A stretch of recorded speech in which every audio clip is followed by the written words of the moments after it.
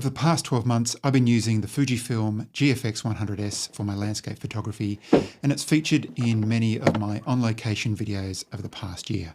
So I figured it was around about time I shared with you my thoughts on using this medium format camera.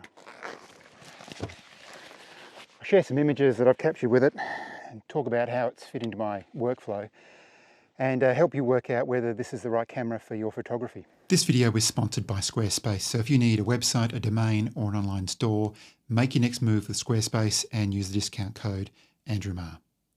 I'm not a Fujifilm ambassador and this video isn't sponsored by Fujifilm, and I purchased the GFX 100S with my own money. And the purpose of this video is not to try and convince you to buy this camera. I just want to share my experience. I've taken this camera up north to the Pilbara and all around the southwest. I've shot waterfalls, gorges, woodlands, as well as seascapes. This camera may not be perfect, but do I regret buying it? So let's start with some of my favourite features, and the first one is this little screen on the top. I had a similar top screen on my Nikon D800 and D850, but Fujifilm have taken this up a level. It shows all the relevant information and settings I need, and I can cycle through the different display configurations with just a push of the button, which is really nice, including this great histogram, which I use all the time to work out my exposure. I love grabbing a 6 or a 10 stop filter and throwing it on the end of the lens and grabbing a really long exposure. Longer shutter speeds for extended exposures don't just cut out at 30 seconds like so many other cameras do. You can dial in all the way up to a 60-minute exposure within the camera. No need to chuck it in bulb mode and set up a timer or dig through menus. Of course, I didn't just buy a new camera here, I bought a whole new camera system, so the lenses available were also a factor. The range isn't complete, more about that in a minute, but the quality of the lenses that are available are outstanding. This quality comes at a price. They're more expensive than the equivalent full-frame lenses, but not as high as many other medium format lenses. And they have some weight to them as well. But if you're careful in your selection and patiently wait for the right lens for you, you actually don't have to buy too many. I only own the 32 to 64mm lens. I don't own but have shot with the 23mm f4 and the 250 f4 prime, which is a stunning lens, but I wouldn't use it for landscapes. I've also shot with the 100 to 200mm f5.6, which I'll probably eventually buy. I've also been tempted to buy the 23mm prime, but I've held off. I'll explain why in a sec. What I've wanted to do is capture a different part of Karijini National Park. I wanted to feature these trees just behind me. I wanted to feature the red rock and then the cliffs in the background. I've set my camera up. I've got the GFX 100S here, and I'm playing around with a few settings. What I've decided upon is f11, ISO 100. I'm playing a little bit around with the ISO. I must admit I've gone up to ISO 125 just to make the most of what light I have. And that gives me a shutter speed of, I think, around about 4 seconds, 5 seconds. I think when it was a little bit lighter, I may have got a couple of shots at around about a second.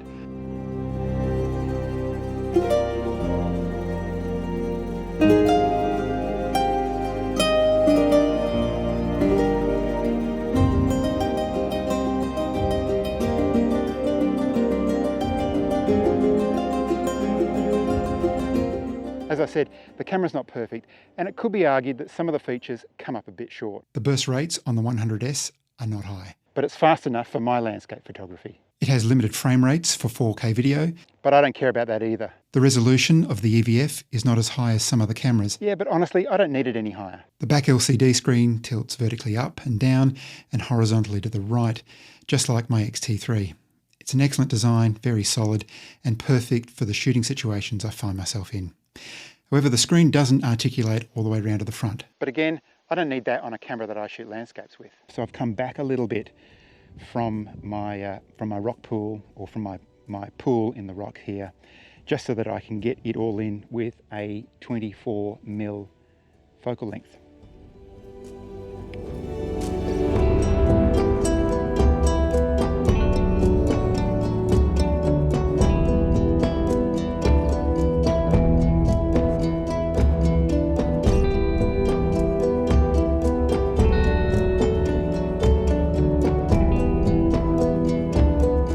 Now let's tackle some of the myths that have been floating around. When the GFX 100S first came out, it was often said that with over 100 megapixels, you wouldn't be able to shoot handheld.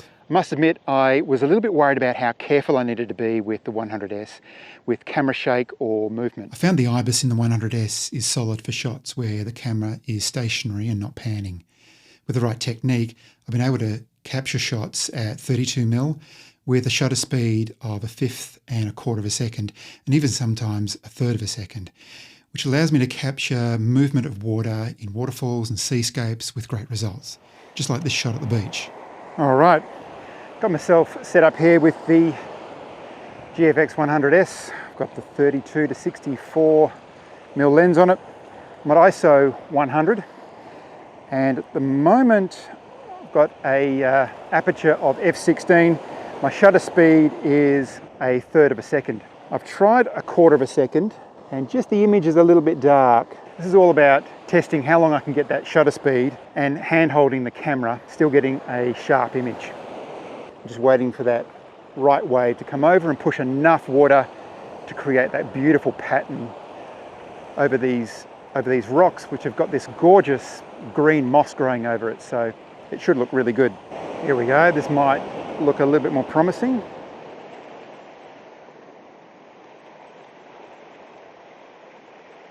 As you can see, the shot at 1/3 of a second is a nice shutter speed to capture the cascading water over the rocks, and the IBIS mitigates any minor shakes or movements of the camera during the shot. So the rocks and the moss are nice and sharp in contrast with the motion captured in the water. I've heard of people complain about the depth of field of medium format. But depth of field is something that landscape photographers have always had to deal with when shooting in low light, and medium format's no different. If you're struggling with a low light scene with a small aperture, just bump your ISO up. The images are still crisp and clean at ISO 400.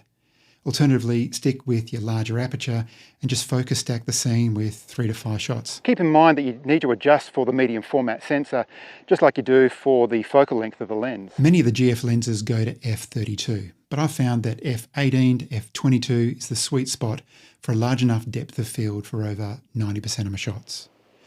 Another common complaint I've seen is the files that the 100S creates are too big. Are you serious? Not for landscape photography, they're not? If I've driven nearly 2,000 kilometres to a location, climbed down gorges over rocks and walked through freezing water to capture an image, I want that image to have as much detail as possible. The raw images are beautiful and big, and as far as I'm concerned, the bigger the better. I can see this wouldn't suit every style of photography like wedding or sports where you're shooting hundreds or even thousands of photos.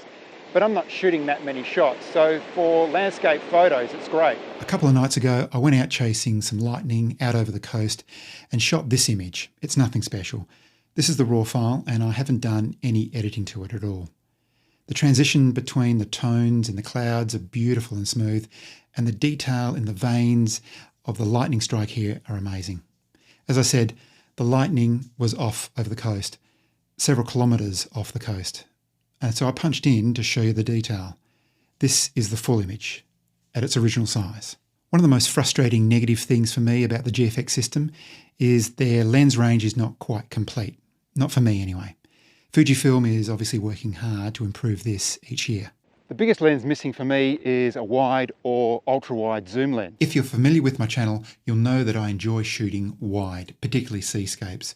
That's why I've been so tempted by the 23mm f4 prime, which suits some people, but I prefer the flexibility of a wide-angle zoom. This is hopefully going to be addressed soon with the GF 20 to 35mm lens that Fujifilm pre-announced last year. As with every camera I've owned, I've set up the 100S with back button focusing using the AF on button on the back. While the position of the button is excellent and easy to reach with my thumb, it sits flush with the body of the camera, and I prefer it if the button just stuck out a little so it was easy to find without taking my eye away from the viewfinder and easy to press. It would also be nice if the buttons on the back were illuminated just like they are on my Nikon D850. It just makes shooting in the dark, after sunset and for astrophotography a better experience. I know I'm being picky here, but there's not really much in the way of negatives. Before I start sharing what I love about this camera, I just want to thank Squarespace for sponsoring this video. Squarespace is a simple to use platform for building a website, an online store, or a membership community. And I've been using them for years for my own website. I just started out with a few pages to share a couple of images in a gallery and a contacts page. This took no time at all to set up with their gorgeous templates and drag and drop approach to arranging content on a page. This year, I gave my entire site a fresh look, switching over to a new template, which was quite an easy process.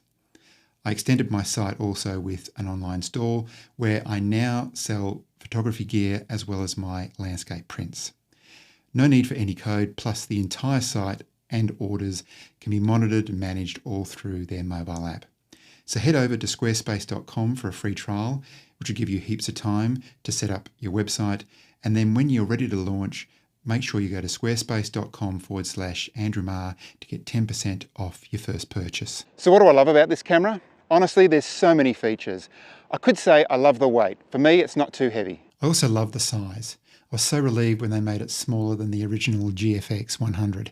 And with a deep grip, it's just as nice to handle as my Nikon D850. The 4:3 aspect ratio of the sensor has had a positive impact on my photography. I wouldn't say it's revolutionised my compositions, and it took a few shoots to adjust and get used to it, but I enjoy composing some scenes with a square frame now. The button controls work really well for me, and the camera is quick to operate. And I don't need the same tactile button design as my X-T3. Plus, the top screen would have been sacrificed if they had decided to add the button, so it was a good choice there. I even like the autofocus, and I'm not sure whether it's the phase detection or contrast detection because this thing uses a hybrid of both. But for me, the autofocus is excellent for the style of landscapes I take. It's not the quickest, but it's reliable. And I love the fact that it's over 100 megapixels on a sensor bigger than full frame at this price point. But in the end, it's a combination of all these things. It's the whole camera. It's how all these features come together. I love the experience of going out and shooting with this camera. The images are gorgeous, and there's nothing I need to change about my workflow or my approach to photography to fit in with the camera. This may not be the fastest shooting camera, but that's fine. I'm not the fastest shooter. I like to take my time and consider each shot. The files it creates are big, but I love the detail that you can find in the raw images, and they're a pleasure to edit. You know the sort of feeling you can sometimes get when you're given a gift from somebody who's obviously thought a little bit about the sort of person you are and what you like. I sort of get the similar sort of feeling from the GFX 100S. The team at Fujifilm have obviously thought about photographers like me, landscape photographers. And they've designed a camera that fits so well with the way I work and the style of photos I take. They've included the things that are important and compromised on the things that aren't so important to reach a price point that is very impressive for a medium format camera. It's not for everyone, and while it is still expensive, it's definitely not overpriced. I waited around for the right camera for me and invested in the GFX 100S, and honestly, I couldn't be happier. Now all I need is that wide angle zoom. If you want to know more about how I use the GFX 100S out on location, check out some of my photography adventure videos right here.